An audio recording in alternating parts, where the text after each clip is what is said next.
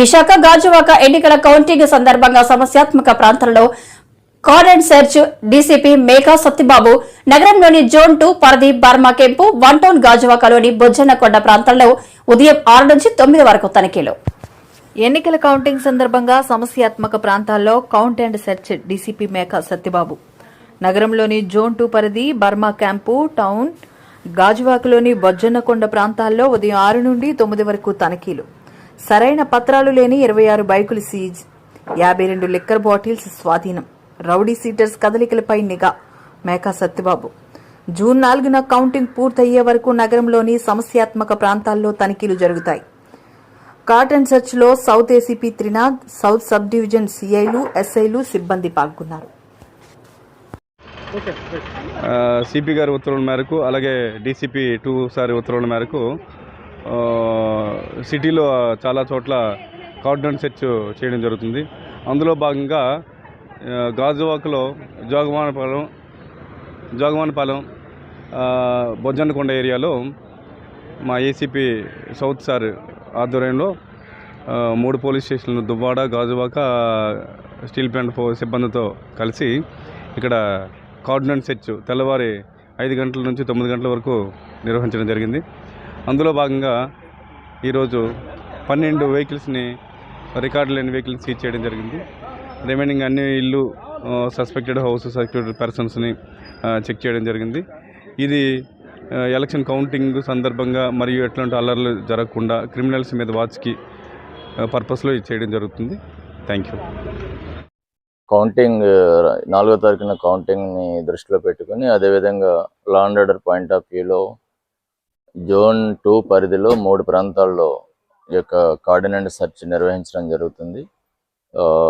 Burma camp, అదేవిధంగా 1 town ఏరియాలో Prasad gardens and ఇక్కడ గాజువాకలో ఈ ప్రాంతంలో కార్డన్ అండ్ సెర్చ్ నిర్వహించడం జరుగుతుంది. ఇంతవరకు 26 వెహికల్స్ని అంటే రికార్డులు సరిగ్గా లేని వెహికల్స్ని సీజ్ చేయడం జరిగింది. అవన్నీ వెరిఫై చేసి డిస్పోజ్ చేయడం జరుగుతుంది. అదేవిధంగా సస్పెక్ట్స్, రౌడీ సెటర్స్ అందరినీ కూడా వాళ్ళు ప్రజెంట్ ఉన్నారా లేదా, వాళ్ళ యాక్టివిటీస్ ఏంటి తనిఖీ చేయడం జరిగింది. అదేవిధంగా 55 లిక్కర్ బాటిల్స్ సీజ్ చేయడం జరిగింది. ఇంకా ఇది కంటిన్యూ అవుతుంది. ఇంకా కౌంటింగ్ రోజు వరకు కూడా ఫర్దర్గా ఈ కార్డన్ అండ్ సెర్చ్ అన్ని సమస్యాత్మక ప్రాంతాల్లో నిర్వహించడం జరుగుతుంది. ఎన్నికల కమిషన్ తీరుపై అనుమానాలు వ్యక్తమవుతున్నాయి. ఈవీఎంల ధ్వంసం వీడియోలను ఎవరు బయట పెట్టారో చెప్పాలని అన్నారు. వైఎస్ఆర్సీపీ ఎంపీ అభ్యర్థి అనిల్ కుమార్ యాదవ్ ఈ రోజు మీడియాతో మాట్లాడుతూ ఎమ్మెల్యే పిన్నెల్లి ఆయన కుమారుడిపై కూడా దాడులు చేశారు. తుమ్మరకోట, చింతపల్లి, పాల్వాయి గేట్లో విపరీతంగా రిగ్గింగ్ జరుగుతూ ఉంది. ఆ ప్రాంతంలో భయభ్రాంతులు చేస్తున్నారని చెప్తున్నా కూడా ఎమ్మెల్యే గారు కానీ ఎస్పీకి ఫోన్ చేసినా కానీ కనీసం స్పందించాల. ఆ రోజు స్టార్ట్ అయిన రోజు చూసుకున్నా కూడా ముట్టుకూరు గ్రామంలో ఆ రోజు తెలుగుదేశం పార్టీ వాళ్ళు పోయి ఎస్సీలని బీసీలని కొట్టడం కానీ, ఈ రోజు అలాగే తుమ్మరకోట్లో అయితే దాదాపు ఈరోజు ఈసీని అడుగుతా ఉన్నాం మేము. మీరే అన్నారు 9 దగ్గరలా ఈవీఎంలు పగలగొట్టారని. కేవలం ఒక్క రామకృష్ణారెడ్డి గారిది మాత్రమే ఎందుకు రిలీజ్ అయింది?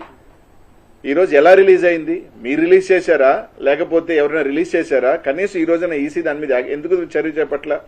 9 పగలగొడితే కొరవ 8 ఎందుకు రిలీజ్ కాలేదు? కొన్ని 8 సంఘటనలు ఎందుకు రిలీజ్ కాలా? ఆ ఫుటేజ్లు ఎందుకు బయటికి రాలా? దీని మీద అన్ని కూడా అని చూస్తున్నప్పుడు ఒక అనుమానాలు దావదిస్తా ఉన్నాయి. ఈరోజు తుమ్మరకోటకు సంబంధించి తెలుగుదేశం వాళ్ళు పగలగొట్టారు, దాదాపు ఇంకొక దగ్గర పగలగొట్టారు, చింతపల్లిలో రిగ్గింగ్ చేశారు, ఒప్పిచర్లో అయితే ఎస్టీల్ని ఓట్లు లేకపోతే బూత్లో కొట్టుకొని బయటకు తీసుకొచ్చారు. ఇదే పాల్వాయి గేట్కి సంబంధించి బీసీలు, ఎస్సీలు, మహిళలు ఓట్లైన పోతా ఉంటే ఓట్లైనకుండా కొట్టి తరిమేస్తుంటే ఎమ్మెల్యే గారు పోయి దాదాపు 1.5 గంట ఎస్పీకి ఫోన్ చేసినా అదే ఎస్పీ గారు మాచర్ల చుట్టూ తిరిగారు కానీ కనీసం పాల్వాయి గేట్ దగ్గరికి రావాలన్న ఆలోచన కూడా చేయలేదు. ఎందుకంటే ఇదంతా ఒక ప్రీ ప్లాన్డ్ గా ఎక్కడెక్కడ ఇబ్బంది పెట్టాలి, ఎక్కడెక్కడ తెలుగుదేశం వాళ్ళు రిగ్గింగ్ చేసుకోవాలి అని ఒక ప్రీ ప్లాన్డ్ గా చేసిన పద్ధతిలోనే నడిచింది. 1.5 గంట సేపు ఎమ్మెల్యే గారు ఆడ నిలబడి ఈరోజు ఎస్సీలు కానీ మహిళలు కానీ వచ్చి బోరుమని విధంగా మమ్మల్ని ఓట్లనేది కొట్టి తరిమేస్తారని ఎస్పీ గారిని స్పందించకపోతే ఏ అభ్యర్థి అయినా ఎవరైనా ఏం చేస్తారు? కొన్ని కన్వీన కార్యాలు దీనికి ఎవరు రెస్పాన్సిబుల్? దీనికి సంబంధించి అధికారులు రెస్పాన్సిబుల్ కదా? ఎలక్షన్ కమిషన్ కి ఈ ప్రాంతాల్లో ఒకసారి 7 బూతుల దగ్గర పగలగొట్టేస్తే రీపోలింగ్ ఎందుకు పెట్టలేదు? మళ్ళీ అక్కడే రీపోలింగ్ ఎందుకు చేయించారు? ఇదే తుమ్మరకోటలో మేము ఎస్పీ గారికి ఫోన్ చేశాం. సార్ అక్కడ భయపడతా ఉన్నారు, ఏజెంట్లు కూర్చునే దానికి కూడా ఇబ్బంది. అంటే పోలీసు ఆడ కూర్చోబెట్టి వైసీపీ ఏజెంట్లు లేకుండా రిగ్గింగ్ చేయించిన మాట వాస్తవం కాదా? ఇది ఎస్పీ గారితో మేము మాట్లాడలేదా? పాల్వాయి గేట్ దగ్గర ఆయన రామకృష్ణారెడ్డి గారు ఏదైతే రామకృష్ణారెడ్డి అబ్బాయి తలబగిలింది, ఆయనకి దెబ్బలు తగిలినాయి.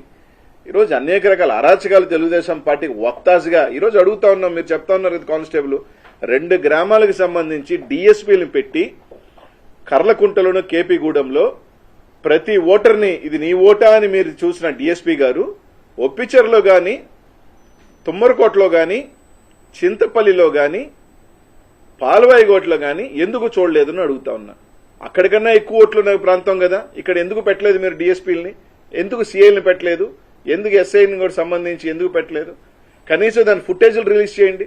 కనీసం ఈ 4 బూతులకు సంబంధించి చింతపల్లిలో ఉన్న 4 బూతులు, ఒప్పిచర్లో ఉన్న 3 బూతులు, తుమ్మరకోటలో ఉన్న 3 బూతులను ఈసీఐ ఎలక్షన్ కమిషన్ అర్థం నిజంగా ఇంపార్షియల్ గా చేసే పని అయితే ఆ బూత్ లో రోజు జరిగిన వారి అంతా కూడా తీసి జరిగిన దాని మీద విచారణ జరిపి అవసరమైతే రీపోలింగ్ పెట్టమండి. ఈరోజు స్పష్టంగా మా ఎమ్మెల్యే గారు దాని మీద రీపోలింగ్ జరగండి, ఈ విధంగా జరిగితే దాని మీద ఈ రోజు దాకా యాక్షన్ తీసుకోవాలి. 13వ తారీఖున మీరు చెప్పారు పగలగొట్టారని. 13వ తారీఖున ఎస్పీ లేరా, పోలింగ్ ఆఫీసర్ లేదా? ఆ రోజు వెబ్ కాస్టింగ్ నుంచి మీరు వీడియో ఎందుకు తొలగించలేదు? 20వ తేదీ దాకా పట్టిందా మీకు? అంటే ఎవడో రిలీజ్ చేస్తే ఫేక్ది కావచ్చు, వాట్ ఎవర్ రిలీజ్ చేశారు. అది ఎలా రిలీజ్ అయింది? ఒకటే రిలీజ్ అయింది. 9 ఏమైనాయి? 9 ఉండాలి కదా. ఆ 9 ఎందుకు రిలీజ్ చేయలేదు? అంటే వైఎస్ఆర్సీపీఏ గొడవలు చేసింది అనేది ఒక బ్లూ ప్రింట్ ఇవ్వాలన్న క్రమంలో తెలుగుదేశం పార్టీని కాపాడుతున్న విశాఖ ఎన్ఏడి ప్లే ఓవర్ వంతెనపై బోల్తా పడిన లారీ త్రుటిలో తప్పిన పెను ప్రమాదం. తెల్లవారుజామున 4 గంటల సమయంలో ఘటన ఒరిస్సా నుండి గాజువాక ఆటోనగర్కి పేపర్ లోడ్కి వెళ్తున్న లారీ ప్లే ఓవర్ బ్రిడ్జి పైకి వచ్చేసరికి అదుపు తప్పి బోల్తా స్వల్ప గాయాలతో బయటపడ్డ డ్రైవర్. ట్రాఫిక్ కి ఎటువంటి అంతరాయం కలగకుండా చర్యలు చేపట్టిన పోలీసులు.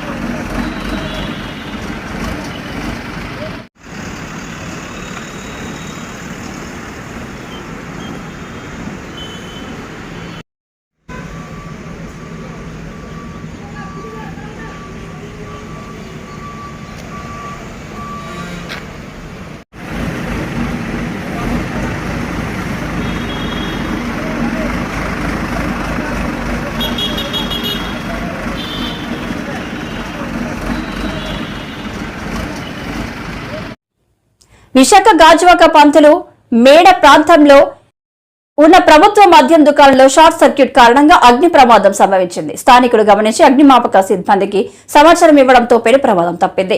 ఈ ప్రమాదానికి ఎలక్ట్రికల్ షార్ట్ సర్క్యూట్ కారణమని సిబ్బంది తెలియజేశారు. విశాఖ గాజువాక పంతులు గారు మేడ ప్రాంతంలో ఉన్న ప్రభుత్వ మద్యం దుకాణంలో షార్ట్ సర్క్యూట్ కారణంగా అగ్ని ప్రమాదం సంభవించింది. స్థానికులు గమనించి అగ్నిమాపక సిబ్బందికి సమాచారం ఇవ్వడంతో పెను ప్రమాదం తప్పింది. ఈ ప్రమాదానికి ఎలక్ట్రికల్ షార్ట్ సర్క్యూటే కారణమని సిబ్బంది తెలియజేశారు.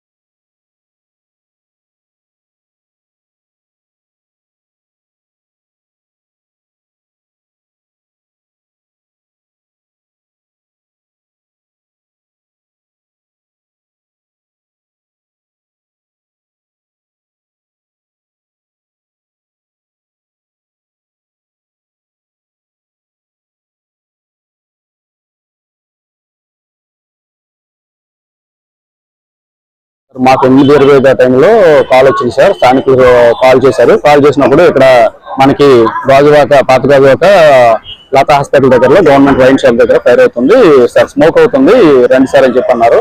అక్కడ స్థానికులు మనకి ఏంటంటే స్మోక్ వస్తుందని చెప్పన్నారు. ఇక్కడ మేము హుటాహుటిని ఇక్కడికి రావగానే ఇక్కడ ఏమైందంటే పరిస్థితి చూస్తే స్మోక్ ఉంది, షట్టర్లు చూస్తే ఫైర్ అవుతుంది.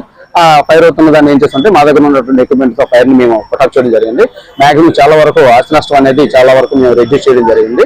సో లాస్ సేవ్డ్ అనేది అక్కడ ఉన్నటువంటి సూపర్వైజర్ గారు ఏం చెప్పారంటే 15,000 పైన బాటిల్స్ ఉన్నాయి, తర్వాత 32,000 లక్షల పైన ఆస్తి అదే ఇక్కడ దాని కాస్ట్ అనేది ఉన్నదని చెప్పడం జరిగింది. సో అది ఇంకా దాన్ని కాల్కులేట్ చేసిన తర్వాత చెప్తాం సార్ అని చెప్పి ఆ విషయం మాకు వాళ్ళు తెలియజేయడం జరిగింది. ఇదే విషయం మేము మా అధికారులకు చెప్పడం జరిగింది.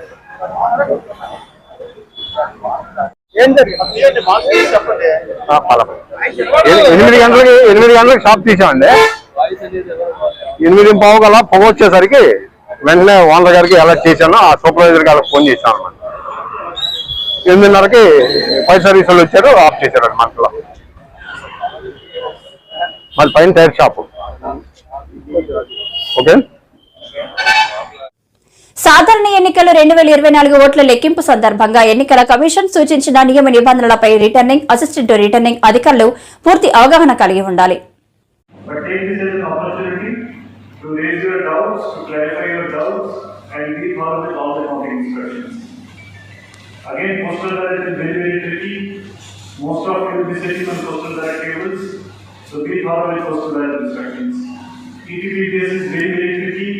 Scanning will be done, scenarios will be done, so we follow with that. తర్వాత CU taluka whatever scenarios are there, 17C CU match కావడం లేదు, CU error చూపిస్తున్నది, close button press చేయలేదు, అలాంటివి వచ్చేస్తాయి. So we follow with all of this. If you are following with that, then you should confidently conduct it. Then there will be no issue. I would request master cleaners that after concession should be followed without failure.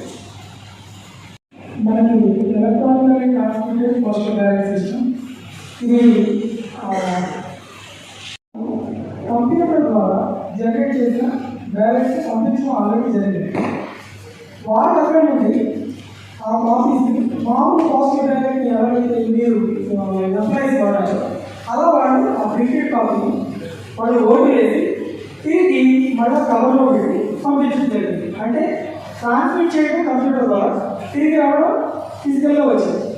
ఇప్పుడు ఆ numbers already మన దగ్గర ఉన్నాయి. ఇప్పుడు ఏంటది covers. So ఇప్పుడు మనకి electronically transmitted postal ballot management system. So ఇప్పుడు మనకి ఏడీఓ గారు చెప్పినట్టు యాక్చువల్గా అయితే సర్వీస్ పోర్టల్స్ వాళ్ళు క్యాష్ చేసి మనకి త్రూ పోస్టల్ ద్వారా పంపించడం జరుగుతుంది. నెంబర్ గుర్తు పెట్టుకొని టైప్ చేయవచ్చు. నెక్స్ట్ కేసు ఉంది. ఫస్ట్ అయితే ఈ సక్సెస్ఫుల్ కేసు. ఏదైనా డౌట్ ఉందా చేస్తారు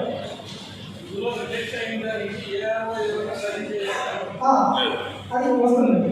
ఏంటంటే రిజెక్ట్ కేసు మీద మనం మాట్లాడితే ఇది వ్యాలిడ్ కేసు. అన్నీ కూడా valid valid valid valid valid వచ్చింది. అక్కడ serial number, same serial number వస్తుంది. ఆ సీరియల్ నెంబర్ దీని మీద రాస్తాం. నెక్స్ట్ మూడోది బీలో కూడా సేమ్ స్కాన్ చేస్తాం. సేమ్ సీరియల్ నెంబర్ వచ్చింది, దాన్ని నోట్ చేసాం. 3 సీరియల్ నెంబర్స్ నోట్ చేసాం. ఇది సక్సెస్ఫుల్ కేసు. ఇప్పుడు పోస్టల్ బ్యాలెట్ లో ఎక్కడైనా రిజెక్షన్ ఉంటే ఈ 6 కస్టమర్ చేశారు. That is the general rule. మామూలుగా పోస్టల్ బ్యాలెట్ లో ప్రీ కౌంటింగ్ గురించి, ఎక్సెల్ కౌంటింగ్ గురించి. ఇప్పుడు మనం ప్రీ కౌంటింగ్ గురించి మాట్లాడుతున్నాం. ఇంకా మనం కౌంటింగ్ మొదలు పెట్టలేదు, ఈటీవీ చేస్తాము. This is just to check genuinely ఇది జెన్యున్ కాదు. నెంబర్ 2 డూప్లికేషన్ ఏమైనా వచ్చాయి. ఎందుకంటే sometimes same electronic 2 copies 2 by post. So అలాంటి కేసులు మనం స్కానింగ్ చేసినప్పుడు దొరుకుతాయి. So far this only we are doing this scanning process. ఇది ప్రీ కౌంటింగ్ ప్రాసెస్. ఇక్కడ మనం కౌంట్ చేయడం లేదు. కౌంట్ తర్వాత హాల్లో ఉంటుంది, కౌంటింగ్ హాల్లో ఉంటుంది. ఈటీపీఎస్కి సెపరేట్ హాల్ ఉంటుంది. ఆ సెపరేట్ హాల్లో ఈ యాక్టివిటీ జరుగుతుంది. ఇది చేయడం అక్కడ ఉన్న ఏఆర్ ఇన్వాలిడ్ ట్రే ఏదైతే ఉంటుందో which is marked as invalid during pre counting. Anakapalli జిల్లా నర్సీపట్నం నియోజకవర్గ ఫలితం ప్రారంభమై 8 గంటల తర్వాత వెల్లడవుతుందని ఎన్నికల అధికారి జయరాం తెలిపారు. 262 పోలింగ్ స్టేషన్ల ఓట్లు లెక్కింపు ప్రక్రియ వరుస క్రమంలో ఉంటుందని 14 టేబుల్స్ ఏర్పాటు చేసి ప్రతి టేబుల్ వద్ద కౌంటింగ్ సిబ్బంది ఉంటారు. నమస్తే అండి, నేను number 34 Narsipatnam assembly constituency returning ఆఫీసర్ను. అండ్ ఎటువంటి అవాంఛనీయ సంఘటనలు జరగకుండా మనం మే 13న అందరి సహకారంతో ఎలక్షన్స్ అనేవి జాగ్రత్తగా మనం కండక్ట్ చేసుకున్నాము. మరి అదేంటంటే యాక్చువల్గా మనకు 2,12,046 ఓట్లు ఉన్నాయి. అందులో 1,79,852 ఓట్లు అంటే దాదాపు 84.82% ఓటింగ్తో మనం ఈ ఎలక్షన్స్ అనేది కంప్లీట్ చేశాం. ఈ పర్సంటేజ్ అనేది 2019-2014 ఎలక్షన్లతో చూస్తే ఇది దాదాపు 1-2% ఎక్కువ. సో ఇదే విధంగా మరి నేను కౌంటింగ్ రోజు కూడాను అందరు కంటెస్టింగ్ క్యాండిడేట్లు తాలూకా సహకారాన్ని అర్జిస్తూ కౌంటింగ్ అనేది మనం అనకాపల్లిలో హెడ్ క్వార్టర్స్లో జరుపుకుంటున్నాము. మనకి దాదాపు సపరేట్గా పోలింగ్ కౌంటింగ్ కేంద్రం ఉంది, అసెంబ్లీకి వేరేగా, అండ్ అలాగే హెచ్ఓపి కూడా వేరు ఎదురెదురుగా ఉన్నాయి. 262 పోలింగ్ స్టేషన్లకు గాను మనం ప్రతి కౌంటింగ్ హాల్లో కూడాను 14 టేబుల్స్ ఇచ్చేసాం. ఆ 14 టేబుల్స్ కూడా దాదాపు 17-18 రౌండ్లో పూర్తి చేస్తాము. మీకు అందరికీ తెలిసిన విషయమే, ముందు ఈ ఈటీపీబీఎస్ అంటే electronically transmitted postal ballot service ఓటర్ల తాలూకు, అలాగే home voting and essential service voters voting and facilitation staff taluka voting, ఆ తాలూకా పోస్టల్ బ్యాలెట్లన్నీ ముందుగా మనం కౌంట్ చేస్తాం, స్టార్ట్ చేస్తాము. అయితే అది దాంతో అక్కడ కాకుండా మనం 30 నిమిషాల తర్వాత మిగతా ఈవీఎం కౌంటింగ్ కూడా స్టార్ట్ చేస్తాము. దాదాపు మనకి ఫస్ట్ రౌండ్ వచ్చేటప్పటికి మనం, ఎందుకంటే స్టార్టింగ్ టైంని బేస్ చేసుకుని ఒక హాఫ్ అన్ అవర్లో మనకి అంత కొద్దిగా బిగినింగ్లో కొద్దిగా ఏర్పాట్లన్నీ కొద్దిగా చేస్తాం కాబట్టి ఫస్ట్ రౌండ్ కొంచెం అనుకున్న దానికంటే కొంచెం ఒక 5-10 నిమిషాలు వ్యత్యాసంతో మనం రిలీజ్ చేయడం జరుగుతుంది. తర్వాత మనం మొత్తం 8 గంటలు 7 నుంచి 8 గంటలు దీంట్లో మనం తప్పనిసరిగా ఇవన్నీ కౌంటింగ్ కూడా పూర్తి చేసుకొని మరి కమిషన్ ఏదైతే ఎలక్షన్ కమిషన్ గారు ఇచ్చారో ఆదేశాలు, మరి అబ్జర్వర్స్ సమక్షంలో మేము జాగ్రత్తగా క్యాండిడేట్స్ ఆర్ ఏజెంట్స్ సమక్షంలో ఈ కౌంటింగ్ ప్రక్రియ అనేది మనం చేసుకొని ముందంజలో మనం నర్సీపట్నం రిజల్ట్స్ని డిక్లేర్ చేసేటట్టు అన్ని ఏర్పాట్లు తీసుకున్నాం. దానికి మీ అందరి సహకారం కూడా కావాలి కంటెస్టింగ్ క్యాండిడేట్లు. కాబట్టి ఇది మన నర్సీపట్నం నంబర్ 34 నియోజకవర్గం తాలూకా brief or counting of election votes. Counting కోసం ఎంతమంది నియమించారు సార్? కౌంటింగ్ కోసం 14, అంటే ప్రతి టేబుల్లో కూడా 14 టేబుల్స్. ప్రతి టేబుల్ కేటీఆర్ పై మంత్రి కోమటిరెడ్డి వెంకటరెడ్డి ఓ రేంజ్ లో ఫైర్ అయ్యారు. నోరు అదుపులో పెట్టుకోవాలంటూ కేటీఆర్ కు స్ట్రాంగ్ వార్నింగ్ ఇచ్చారు. మరోసారి తమ ముఖ్యమంత్రి రేవంత్ ని తిడితే పరిస్థితి తీవ్రంగా ఉంటుందని హెచ్చరించారు. పోయి దాని మిగిలిన దాన్ని కూడా నెంబర్ తీసుకొచ్చి దాన్ని కూడా నేషనల్ డిక్లేర్ చేయించి దానికి కూడా ల్యాండ్ ఎక్వేషన్ ప్రక్రియ చేస్తాం. ఈ మొదటి భాగానికి ల్యాండ్ ఎక్వేషన్కి సంబంధించి 3,000 కోట్లు అడుగో లోన్ కూడా తీసుకోవడం జరిగింది. అందుకనే భూసేకరణ సమస్య లేకుండా 1-2 చిన్న చిన్న విషయాలు ఉన్నాయి. మన రివ్యూలో దాన్ని కూడా సార్ట్అవుట్ చేయడం జరిగింది. ఈరోజు ఇంత మంచి ఔటర్ రింగ్ రోడ్తోనే ఆ రోజు హైదరాబాద్ అభివృద్ధి చెందింది. ఎయిర్పోర్ట్ అక్కడనే కట్టాం. ఒక ప్లాన్ ఉండాలి దేనికన్నా. ఈయనకి ఏం ప్లాన్ ఉన్నది? ఏం ప్లాన్ లేదు, ఒక్క పని చేయలే. అందుకే ఇవాళ తుక్కు కూడగొట్టిండు. ఏం చేసిన పని ఏంటంటే మద్యం అమ్మకాలు 50,000కు పెంచిండు. మొన్న మద్యం టెండర్లు అసలు నవంబర్లో పిలవాలి, నవంబర్ కాదు డిసెంబర్ మొదటి వారంలో పిలవాలి. కానీ ఔటర్ రింగ్ ఎట్లా అమ్ముకొని మళ్ళీ వస్తావో లేదని చెప్పి కాంట్రాక్టర్లకు ఇచ్చుకొని దోచుకున్న పైసలు వాళ్ళ దగ్గర పర్సంటేజ్ తీసుకుంటాను, కానీ కూలిపోయే కాళేశ్వరం కట్టి వాళ్ళ దగ్గర తీసుకుందామని చెప్పి అవన్నీ బయటపడుతుంది. నిన్న ఎన్డీఎస్ఏ వాళ్ళు రిపోర్ట్ ఇచ్చిండ్రు. ఇది రిపేర్ చేసిన మా దగ్గర అంటే మా క్యాబినెట్ మినిస్టర్లకు మాకు దాని మీద రిపోర్ట్ మీద మా అందరికి కూడా నోట్ ఇచ్చిండ్రు సీఎం గారు. అవన్నీ కూడా మీకు కూడా ఇస్తాం ఉన్నది కదా. ఆ రిపోర్ట్ కాపీ కూడా మీకు చెప్తాం. మేధావులు జియోఫిజికల్ వాళ్ళు వచ్చి మీరు తాత్కాలికంగా రిపేర్ చేసినా ఇవి ఉంటాయని గ్యారెంటీలు. అంటే 3 డ్యాములు కొట్టుకుపోయే ప్రమాదం 3 డ్యాములు కట్టుకోపోయినాయి. గత ముందు కన్నెపల్లి పంప్ హౌస్ మునిగిపోయింది. డ్యాములు కొట్టుకుపోయిన తర్వాత ఈ పంప్ హౌస్లు ఏం చేసుకుంటావు? 2 లక్షల కోట్లు ఇంట్రెస్ట్ అంతా పోయిన మొత్తం పోయినట్టే కదా. ఏం మాట్లాడతారు? చిన్న దానికి ఏమవుతుంది? మధ్యలో 2 పిల్లలు రిపేర్ చేయొచ్చు. అక్కడికి వెళ్ళి దేశంలో ఉన్న మేధావులందరూ వచ్చి గవర్నమెంట్ ఆఫ్ ఇండియా మేము పంపలే, మీరు తాత్కాలికంగా రిపోర్ట్ చేసినా ఉండవు, మాకు నమ్మకం లేదు అని ఖరాఖండిగా రిపోర్ట్ ఇచ్చింది మాకు.